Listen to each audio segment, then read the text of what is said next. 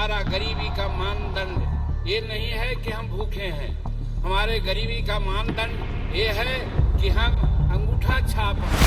पढ़ाई और शिक्षा शेरनी का दूध है। जो दूध पिएगा वो गरजेगा। हम लोगों को आज दूध नहीं मिल रहा है। हमारे शेड्यूल कास्ट में, दलित में वर्गीकरण होना चाहिए। आखिर 78 साल आजादी के हो गए तो कब ये आगे बढ़ेंगे। मांझी ने सरकार से कर दी ऐसी मांग कि चिराग पासवान हो जाएंगे गरम। नमस्कार, आप आर्यन खबर देख रहे हैं। मैं हूं परमवीर सिंह। जीताराम मांझी की पार्टी हिंदुस्तानी अवाम मोर्चा के द्वारा आज पटना के गांधी मैदान में दलित समागम रैली का आयोजन किया गया था, जिसमें हजारों की संख्या में हिंदुस्तानी अवाम मोर्चा के कार्यकर्ता और दलित समुदाय के लोग पहुंचे हुए थे। और इस मंच से जीताराम मांझी ने सरकार के सामने ऐसी मांग रख दी है जिसके बाद कहीं ना कहीं चिराग पासवान गर्म हो जाएंगे। दरअसल जीताराम मांझी ने SC/ST आरक्षण के अंदर वर्गीकरण की मांग कर दी है। उन्होंने कहा है कि सुप्रीम कोर्ट ने सरकार को यह निर्देश दिया है कि SC/ST आरक्षण के अंदर वर्गीकरण लागू की जाए और इसकी उन्होंने मांग की है। देखिए क्या कुछ जीताराम मांझी के 2025 में चुनाव होने वाला है। 2025 में हम लोग सम्मिलित निर्णय लें और अपने मन की सरकार को बनावें जो आपका काम कर सके। और कौन काम है उसका तो अभी मांग पत्र में बातें आएगी, लेकिन जो प्रमुख बातें हैं हम कहना चाहते हैं। मेरे भाइयों, अभी सुप्रीम कोर्ट ने एक निर्देश दिया है हम लोगों को, भारत सरकार को, कि शेड्यूल कास्ट जो हम लोग अभी हैं, दलित नहीं हो पाए हैं, शेड्यूल ट्राइब्स हैं, हम लोग एक नहीं हो पाए हैं। इसका उपाय यही है कि हम कैसे इसको बढ़ावें।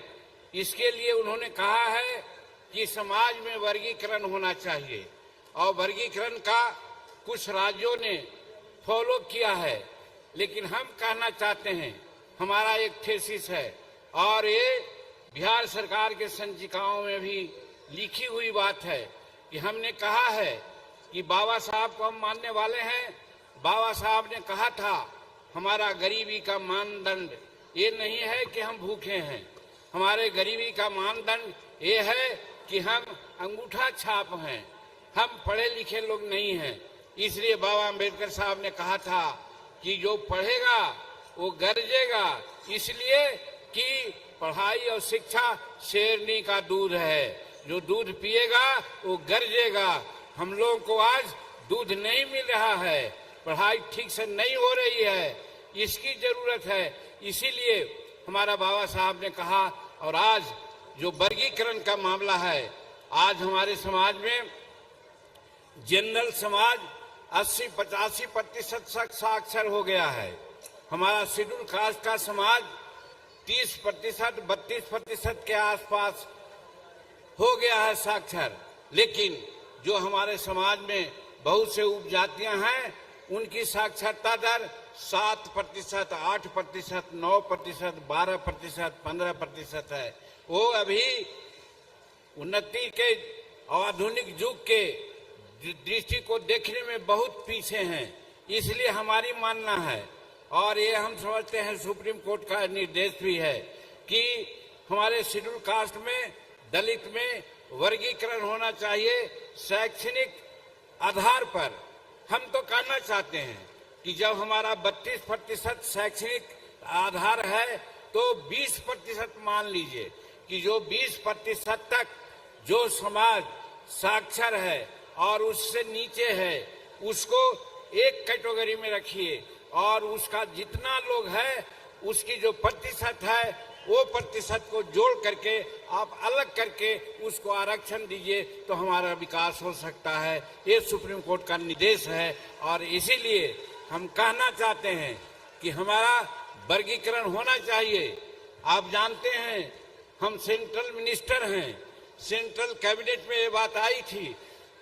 हमने प्रधानमंत्री के सामने भी ये बात की चर्चा की थी कि हमारे बहुत लोग ऐसे हैं जो कम हैं, बहुत लोग ऐसे हैं जो पढ़े लिखे नहीं हैं, आखिर 78 साल आजादी के हो गए तो कब ये आगे बढ़ेंगे। इसलिए महोदय वर्गीकरण तो कीजिए ही, और वर्गीकरण का आधार आप शैक्षणिक आधार बनाइए, जो 20% या उससे नीचे जिसकी साक्षरता दर है, जिस समाज का है, सबको एक कैटेगरी में रख करके उसकी जनसंख्या के आलोक में आप आरक्षण दीजिए, हम आगे बढ़ जाएंगे। और 20% से ऊपर जिनकी साक्षरता दर है, उनकी जनसंख्या के आलोक में उनको आप आरक्षण दे दीजिए, वो भी आगे बढ़ेंगे। हम दोनों के हिमायती हैं। तो आज हम लोग यही संकल्प लेने के लिए आए हैं कि समाज में, हमारे शेड्यूल कास्ट में वर्गीकरण होना चाहिए। आज के मीटिंग और समागम का यही उद्देश्य है। तो आपने देखा कि जीतनराम मांझी ने कहा कि दलित समुदाय में जो वर्ग काफी पिछड़ा हुआ है, ज्यादा अशिक्षित है, उसे एक अलग करके उन्हें आरक्षण की व्यवस्था करनी चाहिए। इसको लेकर उन्होंने कहा कि मैंने नरेंद्र मोदी के समक्ष भी यह मांग रखी है और उन्होंने बिहार सरकार से आग्रह किया है, प्रस्ताव पेश किया इस मन से कि दलित आरक्षण का वर्गीकरण किया जाए।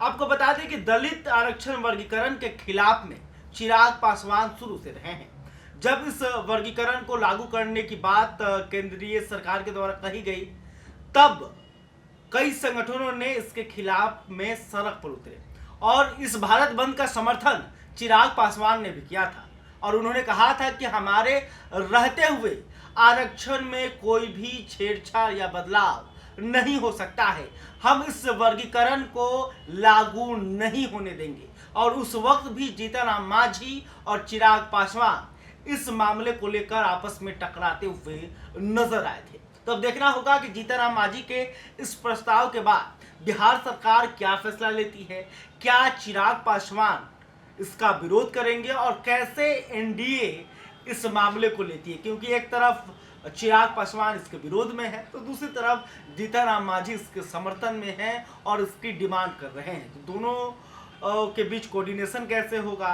कैसे मामले को संभालती है एनडीए, ये देखने वाली बात होगी। खैर, अभी तक आपने हमारे चैनल को सब्सक्राइब नहीं तुरंत कर ले।